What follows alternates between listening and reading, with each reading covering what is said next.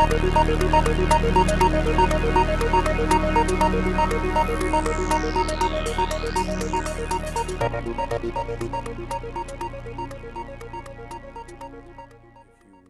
accomplish anything, which means to become an extraordinary level of consciousness person, you must first expect it of yourself. And be unafraid to say to yourself, I am connected at all times to my source, to the divine mind, to the Tao, to God, to that which is the creator of all. I am a part of it. What do you expect of yourself? Do you expect to be able to perform miracles, to attract into your life the kind of prosperity that you are entitled to? Do you expect that you can manifest the kind of relationships that you would like? I came up with, in putting that all together, what I call 5 wishes fulfilled foundations for being able to attract into your world and become the kind of person that you expect yourself to be. And the first of these 5 foundations I call imagination. Many of our greatest thinkers have spoken about the power of imagination. William Blake said that what is now proved was once only imagined. Now think about the importance of that. If you want to have something show up in your life, the kind of person you would like to become, manifest something new into your life, something powerful, whatever it might be, you obviously must first be able to imagine it. You can place anything into your imagination that you want to place there, independent of what anybody else says about it, independent of what your senses tell you, independent of all the evidence that may be to the contrary. You can place into your imagination an I am that represents what you would like to attract into your life and make it come into fruition.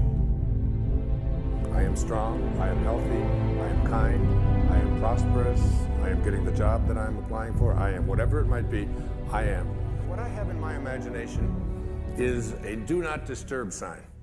And it's like mentally inside, I've placed that in there.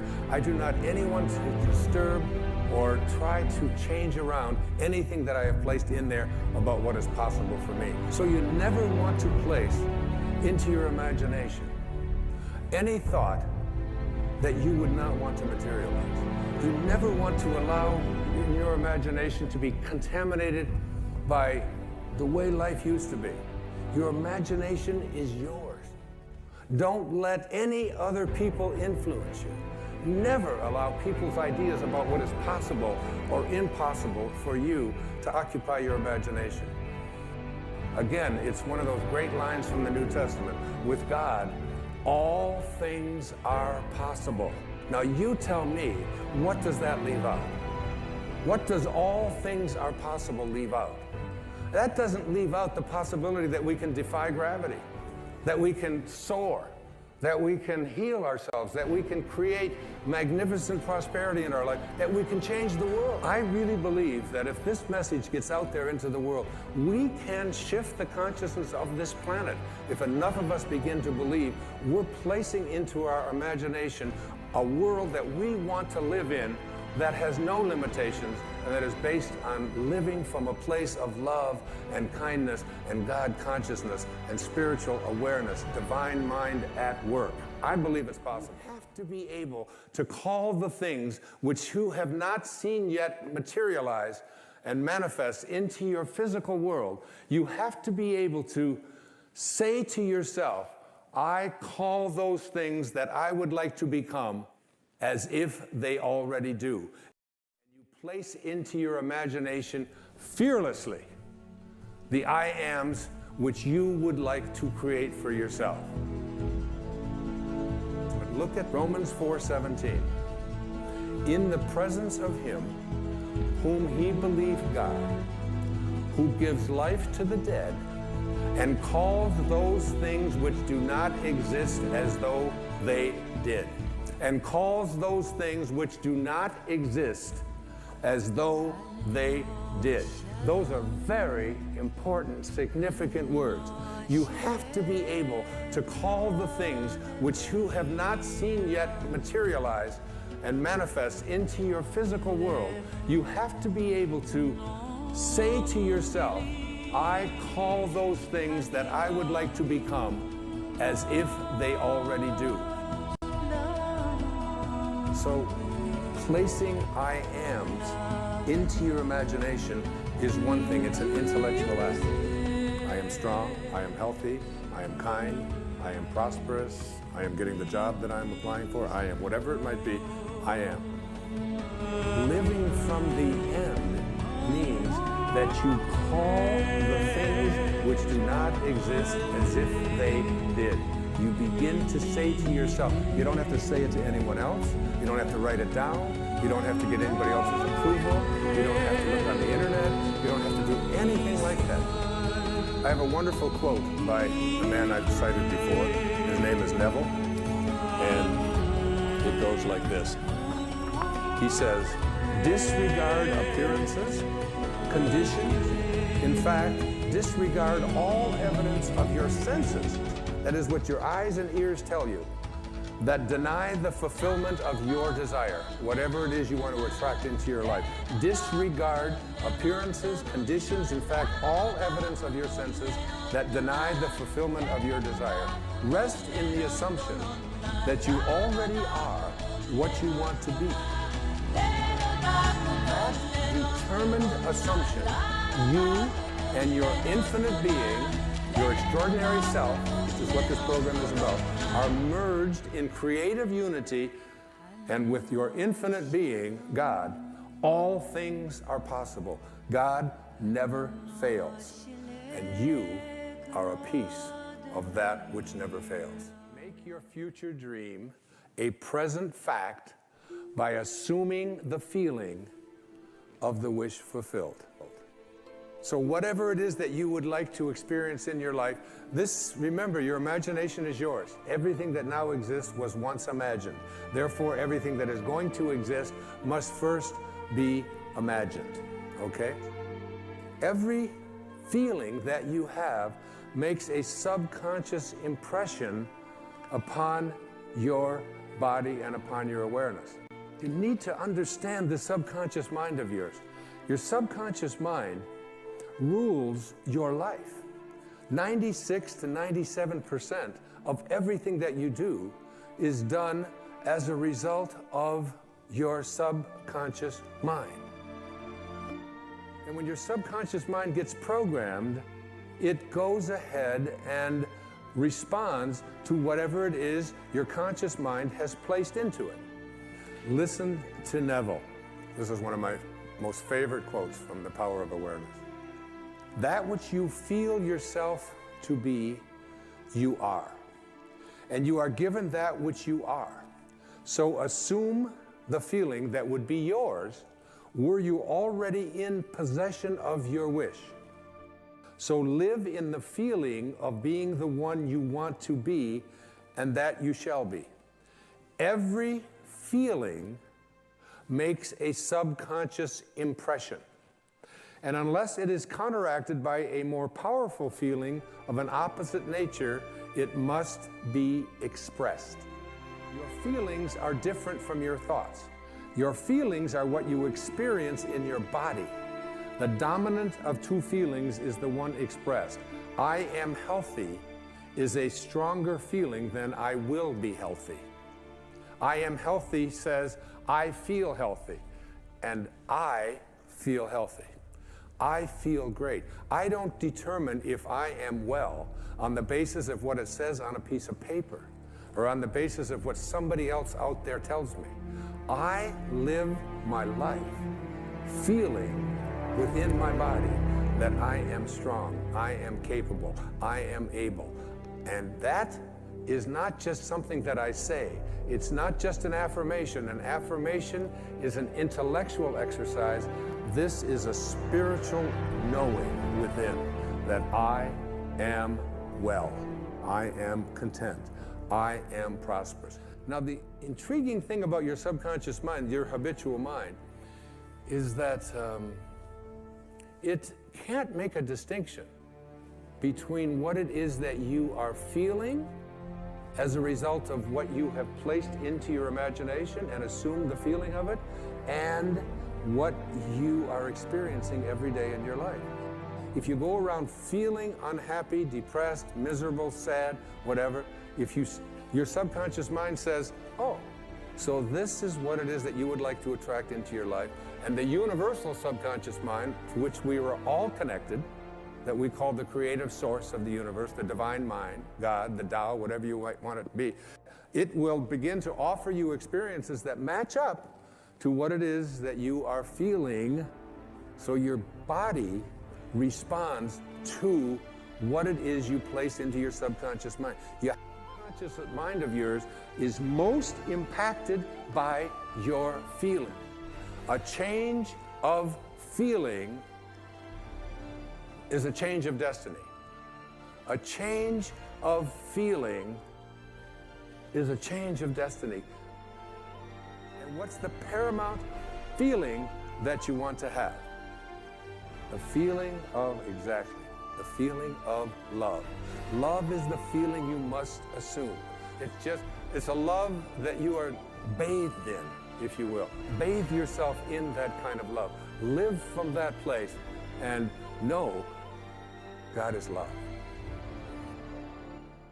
Your imagination is able to do all that you ask in proportion to the degree of your attention. So, what kind of attention do you place on your desires? There are two kinds of attention, according to Neville: subjective attention and objective attention. Objective attention, you become the objectified result of other people telling you what you can't do, what's impossible, and so on. Subjective attention is different from objective attention. You want to use subjective attention, not objective attention. Neville says there's an enormous difference between attention directed objectively and attention directed subjectively. And the capacity to change your future depends on the latter. Whatever you have placed into your imagination, you always go to your reality and call that which does not exist as if it did. The rule about it is don't complain and don't explain. You don't have to explain what you have placed into your imagination. It is totally yours. One of my great teachers in my life in my early doctoral years was Dr. Abraham Maslow. He said, become independent of the good opinion of other people. Trust yourself. And only you, capital Y-O-U, are the subject that impacts the burning desire in your imagination. You are living and feeling as if your future dreams are a present fact. Use this. Don't allow anybody else's opinions. Don't allow what it says on the internet. Don't allow the research. Don't allow what anybody out there tells you is possible or not possible for you. The book of Job, the statement says, in a dream, in a vision of the night, when deep sleep falls upon men while slumbering in their beds, then he opens the ears of men and seals their instruction.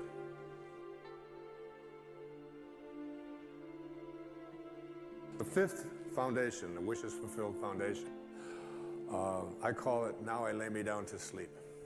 And it is about the most practical of all of the 5 wishes fulfilled foundation. Your subconscious mind is most comfortable when you are unconscious. You are unconscious when you are in your sleep state. And in your sleep state, your subconscious mind is busy at work. And it's so important, I call it the last 5 minutes of your day. So you get into bed, every day you get into bed, you get ready to go to sleep. And you are now you're in that state between being awake and being asleep, where you're getting drowsy, and you are going to marinate for the next 8 hours in your unconscious, subconscious mind. You're preparing your marinade. And the question is, how do you want to prepare yourself for having your instructions sealed? So most people use the last 5 minutes of their day as they're about to enter into sleep to review all of the things that they don't like, and all of the things that didn't work, and all of the people that hurt their feelings, and all of the stuff that is going on in their life that they wish weren't happening. This is their worry time. This is the time when you fill your mind with all of this stuff, and then you go off into sleep, and he opens your ears and seals your instructions while you are slumbering. That's right out of the book of Job. So what you want to do is reverse this practice, because your subconscious mind is listening to how you are asking the universe to provide for you what it is that you would like to attract or manifest into your life. And if you fill your subconscious mind with all of the things that you don't want, that you don't like, that make you unhappy, that make you depressed, that make you worry, then your subconscious mind, which is impersonal, and remember, it can't make a distinction between what it is that you are feeling as a result of what you place into your mind or what is actually happening in your life. It doesn't distinguish one from the other. It's totally impersonal. It's just open to suggestion. And here you are suggesting to your subconscious mind, which will, when you awaken, you will align with the universal subconscious mind, the one mind. That's what the great spiritual texts all teach us. So now, if you program your subconscious mind to tell yourself, to go over all the things you don't want, all the things you don't like, all the things that shouldn't have happened, all the ways that you were mistreated, all about how terrible the economy is, and we live in a fear-based world. You want to shift away from that kind of consciousness and use the last 5 minutes of your day to program your subconscious mind with what you have placed into your imagination with your I ams. I am well. I say it to myself every night, especially when I get into that state, that weird state where you're sort of half awake and you're half asleep, and you're heading towards that sort of that subconscious place. And I just remember what it says in the book of Job. I don't want my instructions sealed by going over, I am sick, I am poor, I am unhappy. I just say, I am content, I am lucky. When I wake up in the morning, I don't say, oh, good God, morning. It's the reverse. I say, good morning, God. It's like being grateful rather than being in that place where the things that you don't want are what you have programmed your life to be. I always think of this as, like you have a currency. And if I were to give you currency to go out and purchase what you want, and every place you went, you took this currency that you have to purchase what you want, and you purchase what you don't want. And then when you get home and you wonder why your house and your life is filled with everything that you don't want, it's because you're insane. That's just insanity. It is. I mean, why would you take the currency that you have to buy what you do, that's there for what you do want, and spend it on what you don't want? Well, the currency that you have for attracting into your life what you would like to have are your thoughts and your imagination and your I ams, your God consciousness. Why would you use it to say, I am unable, I am unlucky, I cannot, I will not? You're throttling, that's what it says in the I am discourses, you're throttling that great I am presence that is located within you. And so the last 5 minutes of your day, as you're about to marinate for 8 hours in your subconscious mind with your unconscious state, you want to go into that state. Even if your senses tell you, oh, you're just fooling yourself and so on. You don't want to use your senses and the internet and other people's opinions, what you see, what you hear. You want to let go of all of that and recognize that anything that you want to attract or create for yourself in your life begins with what you have placed in your imagination and have assumed the feeling of that wish fulfilled, and now you're going to practice it because you want. I've been trying to getting stuff out of your subconscious mind is a big job. It really is. Most people are just not willing to do what it takes. Neville put it this way. He said, the feeling which comes in response to the question, how would I feel were my wish realized, is the feeling which should monopolize and mobilize your attention as you relax into sleep. How would I feel were what it is that I would like to attract and create? And I don't care what it is, whether it's about the condition of your body, the disease state that you're in, the fact that you've been overweight for 3 centuries or 3 decades or whatever it is, the fact that you've been addicted, you ignore it. Even if you're drinking the coffee and doing the drugs and drinking alcohol or eating the sugar and so on, ignore what your senses tell you. Ignore what you see on the scale. Ignore all of that and say, I am sober, I am healthy, I am well-being, I am content, I am happy, I am perfect health. Because ultimately, that's how you will attract it. You have to be able to see the wish fulfilled already in advance and call those things which do not yet exist as though they do.